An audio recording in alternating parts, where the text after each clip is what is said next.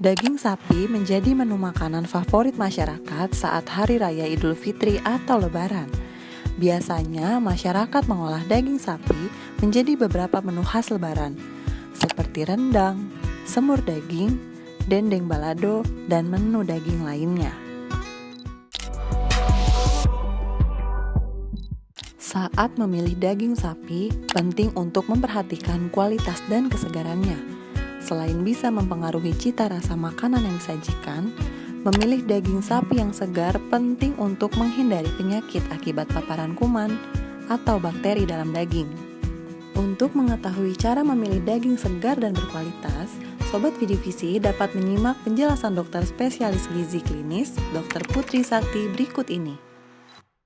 Dok, kan ada dua jenis daging dok ya, daging segar dan daging beku nih. Betul. Nah, mana yang sebaiknya kita konsumsi? Kalau kita membicarakan daging beku atau daging yang fresh, memang paling bagus kita better yang fresh ya. Baik yang fresh, tapi balik lagi dok, kita harus memperhatikan daging itu kita tahu dulu nih, apakah kualitasnya bagus atau tidak. Nah, bagaimana kita tahu? Yang pertama, kita harus memastikan dulu bahwa daging tersebut berasal dari rumah pemotongan hewan, jadi sudah terdata. Jadi dia otomatis semua kriterianya sudah masuk. Yang kedua, kita akan tahu nih dok, kalau dagingnya merah seperti ini, artinya dia masih fresh. Iya. Tapi kalau sudah mulai agak kebiruan, kadang kita lihat ya kalau kayak dijual di pasar segala macam tuh kadang kalau agak kebiruan tuh hati-hati. Artinya bisa jadi dia sudah agak lama nih. Iya. Terus kita juga bisa lihat dari konsistensinya dok. Kalau kita tekan, ya, Kenyal ya? kenyal dan dia akan langsung kembali lagi. Itu segar berarti? Segar. Kalau biasanya kalau dia nggak segar dia nggak gampang balik konsistensinya oke. atau berlendir. Iya. Alot gitu dok ya? Betul. Dan kita juga bisa dari aromanya dok. Aromanya betul-betul kalau fresh itu bau daging sapi. Tapi kalau udah nggak fresh biasanya dia anyir atau amis. Jadi akan bisa jadi patokan kita menentukan itu dagingnya segar atau tidak dok. Gitu. Selain memilih daging dengan kualitas yang segar, penting untuk menjaga kualitas daging dengan penyimpanan yang tepat. Karena penyimpanan daging yang salah akan membuat daging terkontaminasi bakteri dan membusuk.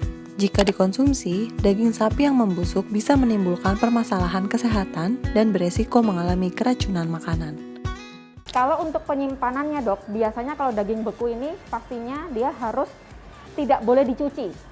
Itu kuncinya ya. Jadi begitu dipotong, yang terbaik itu dia segera disimpan di tempat yang kedap udara. Yang pertama tujuannya agar tidak terkontaminasi bakteri ya.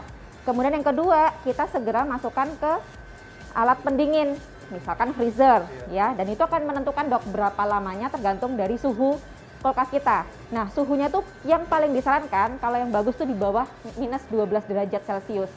Nah, tapi kalau misalkan suhu freezer kita bagus ya, kan ada ya tuh kulkas yang memang khusus untuk daging-dagingan, dia kalau di bawah minus 20 derajat Celcius kita bisa sampai 6 bulan dan itu tetap terjaga kandungannya dengan sangat baik gitu. Dan ketika kita simpan di freezer itu penyimpanannya diplastikin atau ditaruh di dalam box yang kedap udara? Jadi dia yang paling bagus tuh yang kedap udara yang penting dok. Jadi plastik pun oke, asal kita harus melihat yang ya BPA free. Jadi kita harus memastikan dulu. Yang kedua, tidak ada udara yang akan mengontaminasi. Tentunya itu akan lebih bagus lagi.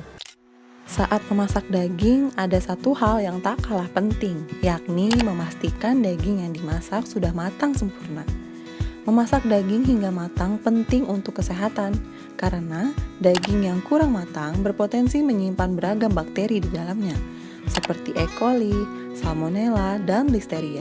Masak daging dengan suhu minimal 70 derajat Celcius, karena bakteri sudah mati di suhu tersebut.